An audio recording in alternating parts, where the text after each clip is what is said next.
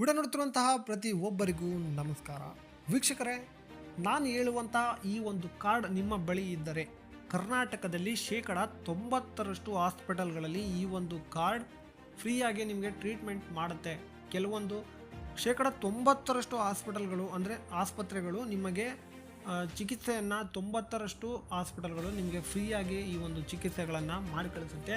So ಅದು ಯಾವ card, ಹಾಗೆ ಆ ಕಾರ್ಡನ್ನ ಮಾಡಿಸ್ಲಿಕ್ಕೆ ನಿಮಗೆ ಏನೇನು ಬೇಕು, ಹಾಗೆ ಆ ಕಾರ್ಡನ್ನು ಎಲ್ಲಿ ಮಾಡ್ತಾರೆ, ಎಷ್ಟು ರೂಪಾಯಿ ಖರ್ಚಾಗುತ್ತೆ, ಇದು ಯಾರೆಲ್ಲ ಮಾಡಿಸ್ಬೋದು, ಹಾಗೆ ಇದು APL ಕಾರ್ಡಿಗೂ ಬರುತ್ತಾ, BPL ಕಾರ್ಡಿಗೂ ಬರುತ್ತಾ ಅಂತ ಹೇಳ್ಬಿಟ್ಟು ಈ ಒಂದು ಇನ್ಫಾರ್ಮೇಷನ್ನ ಫುಲ್ಲಾಗಿ ನಾನು ನಿಮಗೆ ತಿಳಿಸ್ಕೊಡ್ತಾ ಇದ್ದೀನಿ. ಈ ಒಂದು ಮಾಹಿತಿನ ತಿಳಿಸ್ಕೊಡ್ತಾ ಇದ್ದೀನಿ.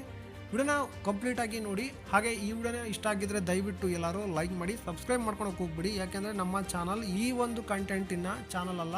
ಸೊ ಹಾಗಾಗಿ ಹೇಳ್ತಾ ಇದ್ದೀನಿ, ನಿಮಗೆ ಈ ಒಂದು ವಿಡಿಯೋ ಇಷ್ಟ ಆದರೆ ದಯವಿಟ್ಟು ಎಲ್ಲರೂ ಲೈಕ್ ಮಾಡಿ ವಿಡಿಯೋಗೆ. ಹಾಗೆ ಕೊನೆ ತನಕ ನೋಡ್ತಿರಲ್ವಾ, ವಿಡಿಯೋ ಇಷ್ಟ ಆದರೆ ಸೂಪರ್ ಅಂತೇಳಿ ಜಸ್ಟ್ ಒಂದು ಕಮೆಂಟ್ ಮಾಡಿ. ಎಸ್, ಬನ್ನಿ ವಿಡಿಯೋನ ಶುರು ಮಾಡೋಣ.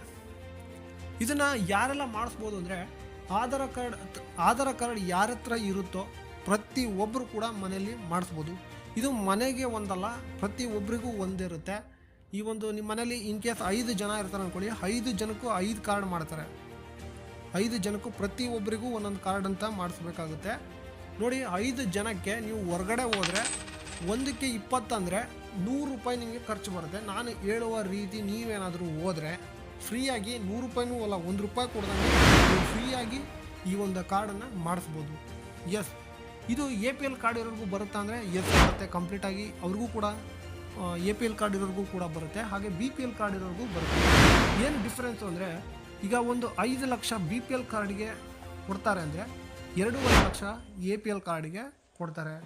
ಈ ಕಾರ್ಡ್ ಬಂದುಬಿಟ್ಟು ಆಯುಷ್ಮಾನ್ ಭಾರತ್ ಅಂತ ಹೇಳ್ಬಿಟ್ಟು ಹಬಾ ಕಾರ್ಡ್ ಅಂತೇಳಿ ಒಂದು ಕಾರ್ಡನ್ನು ಕರೀತಾರೆ. ಇದು ಸೆಂಟ್ರಲ್ ಗೌರ್ಮೆಂಟಿಂದ ಬಂದಿರುವಂಥ ಒಂದು ಸ್ಕೀಮ್. ಇದು ಬಂದುಬಿಟ್ಟು ಸುಮಾರು 2021-22ರಿಂದ ಈ ಒಂದು ಸ್ಕೀಮ್ನು ಬಂದಿದೆ.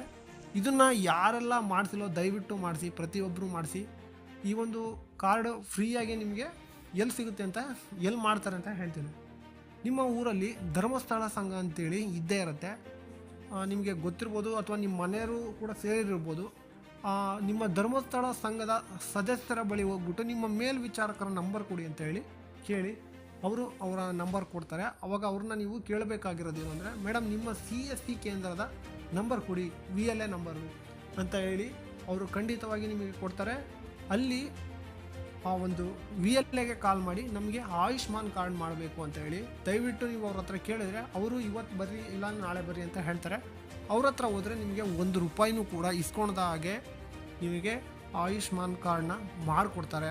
ಇದಕ್ಕೆ ನಿಮಗೆ ಬೇಕಾಗಿರುವಂಥ ಡಾಕ್ಯುಮೆಂಟ್ಸ್ ಏನು ಅಂದರೆ, ಮೊದಲನೇದಾಗಿ ನಿಮ್ಮ ಒಂದು ಡಾಕ್ಯುಮೆಂಟ್ ಆಧಾರ್ ಕಾರ್ಡ್ ಬೇಕಾಗುತ್ತೆ. ಆಧಾರ್ ಕಾರ್ಡ್ಗೆ ಲಿಂಕ್ ಆಗಿರುವ ಒಂದು ಫೋನ್ ಬೇಕಾಗುತ್ತೆ. ಈ ಫೋನ್ ಇಲ್ಲ ಅಂದಾಗ ನಿಮಗೆ ನೀವು ಬರಬೇಕಾಗುತ್ತೆ ಕೇಂದ್ರಕ್ಕೆ. ನಿಮ್ಮ ಮನೆಯಲ್ಲಿ ಯಾರದೇ ಆಗಿದ್ರೂ ಕೂಡ ಅಷ್ಟೇ, ಫೋನ್ ನಂಬರ್ ಲಿಂಕ್ ಇದ್ದರೆ ಅವ್ರು ಯಾರೂ ಹೋಗೋದು ಬೇಡ. ಫೋನ್ ನಂಬರ್ ಲಿಂಕ್ ಇಲ್ಲ ಅಂದರೆ ನೀವು ಅವ್ರನ್ನ ಕರ್ಕೊಂಡು ಹೋಗಬೇಕಾಗುತ್ತೆ. ನೆಕ್ಸ್ಟು, ಇದಕ್ಕೆ ಎಷ್ಟು ರೂಪಾಯಿ ಖರ್ಚಾಗುತ್ತೆ ಅಂತ ಕೂಡ ಖರ್ಚಾಗಲ್ಲ. ನಿಮ್ಮ CSC ಕೇಂದ್ರಕ್ಕೆ ಹೋಗಿ, ಅಥವಾ ನೀವು ದುಡ್ಡು ಕೊಟ್ಟು ನಾನು ಹೊರಗಡೆ ಮಾಡಿಸ್ತೀನಿ ಅಂದರೆ ತೊಂದರೆ ಇಲ್ಲ, ನೀವು ಹೊರಗಡೆನೂ ಕೂಡ ಮಾಡಿಸ್ಬೋದು. ಇದಕ್ಕೆ ಒಂದು 20-30 ರೂಪಾಯಿ ನೀವು ಅವ್ರಿಗೆ ಚಾರ್ಜ್ ಮಾಡಬೇಕಾಗತ್ತೆ. ಒಂದು ಕಾರ್ಡಿಗೆ 30 ರೂಪಾಯಿನೂ ಚಾರ್ಜ್ ಮಾಡ್ತಾರೆ. ಹೌದು. ನೆಕ್ಸ್ಟು, ಈ ಒಂದು ಕಾರ್ಡ್ ನಿಮಗೆ ಎಷ್ಟು ದಿನದೊಳಗೆ ಬರುತ್ತೆ ಅಂತ ಕೇಳೋದಾದರೆ, ಒಂದು 2ರಿಂದ 3 ದಿನ ಆಗುತ್ತೆ ನಿಮಗೆ ಈ ಒಂದು ಕಾರ್ಡ್ ಬರಲಿಕ್ಕೆ. ಕಾರ್ಡು ನಿಮಗೆ ಬೇಕಾದಾಗ ನೀವು ಆ ಒಂದು VLA ಹತ್ರ ಹೋಗಿ ಆ VLAನ ಕೇಳಿ, ನಿಮ್ಮ ಆಧಾರ್ ಕಾರ್ಡ್ ನಂಬರ್ ಹೇಳಿದರೆ ಮತ್ತೆ ಅವರು ಡೌನ್ಲೋಡ್ ಮಾಡಿ ಕೊಡ್ತಾರೆ. ಡೌನ್ಲೋಡ್ ಮಾಡಿ ನಿಮ್ಮ ಒಂದು ಫೋನ್ಗೆ ಅಥವಾ ಒಂದು ಪ್ರಿಂಟೌಟ್ನ ತೆಗೆದು ಕೊಡ್ತಾರೆ. ಅದನ್ನು ಡೌನ್ಲೋಡ್ ಮಾಡಿರುವಂಥದ್ದು ನಿಮ್ಮ ಒಂದು ವಾಟ್ಸಪ್ಗೆ ಶೇರ್ ಮಾಡಿಸ್ಕೊಂಡು ನೀವು ಒಂದು PVC ಕಾರ್ಡನ್ನು ಮಾಡಿಸ್ಕೊಂಡ್ರೆ ತುಂಬಾ ನಿಮಗೆ ಒಳ್ಳೆಯದಾಗುತ್ತೆ. ಸೊ ಆವಾಗ ನಿಮ್ಮ ಒಂದು ಸೇಫ್ಟಿನೂ ಕೂಡ ಇರುತ್ತೆ. ನಿಮ್ಮ ಮನೆಯಲ್ಲಿ ಯಾವುದೇ ಒಂದು ಕಾರಣಕ್ಕೂ ಅದು ಎಲ್ಲಿಗೂ ಹೋಗೋದಿಲ್ಲ, ನಿಮ್ಮ ಮನೆಯಲ್ಲೇ ಇರುತ್ತೆ. PVC ಕಾರ್ಡಲ್ಲಿ ಮಾಡಿಸಿ ಒಂದು 40 ರೂಪಾಯಿನೂ ನಿಮಗೆ ಖರ್ಚಾಗ್ಬೋದು ಒಂದು ಪ್ರಿಂಟಿಗೆ. ನೋಡಿ, ನಿಮ್ಮ ಕಾರ್ಡ್ ಮಾಡಿಸುವ ಮುನ್ನ ನೀವು ನಿಮ್ಮ ಹೆಸರು, ಹಾಗೆ ನಿಮ್ಮ ಒಂದು ಊರು, ನಿಮ್ಮ ತಾಲೂಕು, ನಿಮ್ಮ ಡಿಸ್ಟಿಕ್ಕನ್ನು ಕ್ಲೀನಾಗಿ ಅವ್ರಿಗೆ ಕ್ಲಿಯರಾಗಿ ಹೇಳಬೇಕಾಗುತ್ತೆ. ಯಾಕೆಂದರೆ ಇದು ಒಂದು ಸಲ ಮಾಡಿಸಿದಾದ್ಮೇಲೆ ನೆಕ್ಸ್ಟು ಇನ್ನೊಂದು ಸಲಿಗೆ ನಿಮಗೆ ಎಡಿಟ್ ಅನ್ನೋ ಒಂದು ಆಪ್ಷನ್ನು ಕೊಡೋಕ್ಕಾಗೋದಿಲ್ಲ, ಇದು ಕೊಡೋದು ಇಲ್ಲ.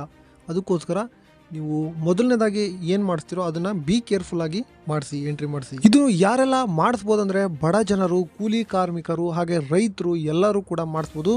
ಯಾರಿಗೆ ಬರೋದಿಲ್ಲ ಅಂತ ಕೇಳೋದಾದರೆ, ಗೌರ್ನಮೆಂಟ್ ಎಂಪ್ಲಾಯೀಸ್, ಹಾಗೆ ESI PF ಬರ್ತಿರುವಂತಹ ಪ್ರೈವೇಟ್ ಎಂಪ್ಲಾಯೀಸಿಗೆ ಈ ಒಂದು ಕಾರ್ಡ್ ಬರೋದಿಲ್ಲ ಮಾಡಿಸ್ಲಿಕ್ಕೆ.